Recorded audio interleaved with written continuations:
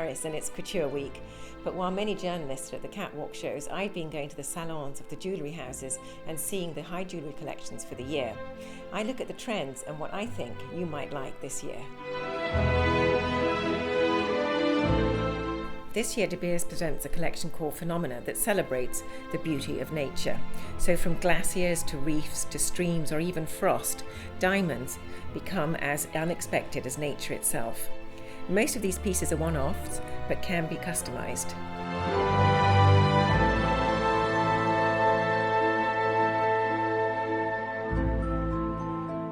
And what a treat to see this amazing collection of Cindy Chao's work.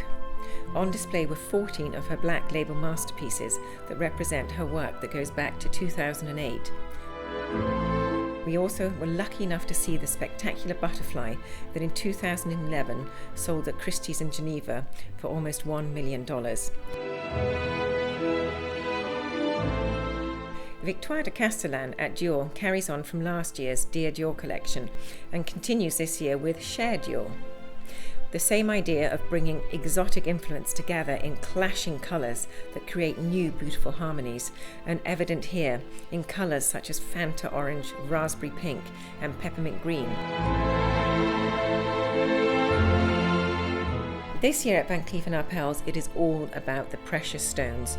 So they haven't started off with an idea, but instead have looked at stones and worked from these to create amazing pieces where the artistry of the jeweller is clearly on display. Amazing colour combinations, hard stone with translucent stones, defiance of rules of gravity and play with light set this collection apart. Nicolas Boss, the president of Van Cleef Arpels, said to me, "This year it's not about big stones, but about excellence."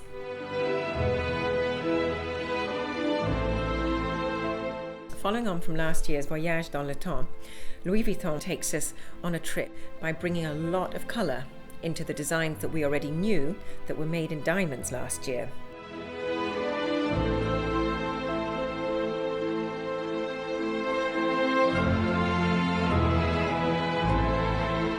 While many houses were offering us shots of colour, Chaumet decided to focus simply on blue and white, and nearly all the pieces are either rings or earrings.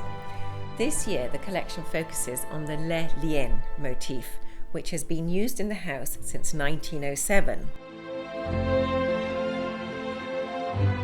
When Frédéric Boucheron acquired the property, which is now Boucheron's headquarters on Place Vendôme, he was very specific about which one he wanted, and he wanted the building that was right on the corner, getting light on both sides. Picking up on this idea of playing with light, the new collection is called Hôtel de Lumière.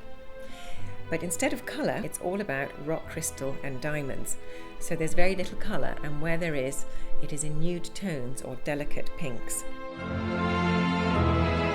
The highlight of this collection is Soleil Radiant, which refers back to Louis XIV, who was known as the Sun King.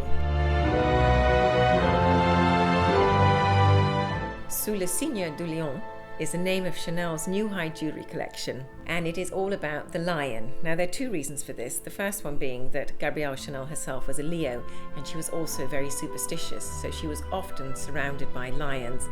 The lion comes roaring back to life in these diamond creations, which are really quite unexpected from Chanel.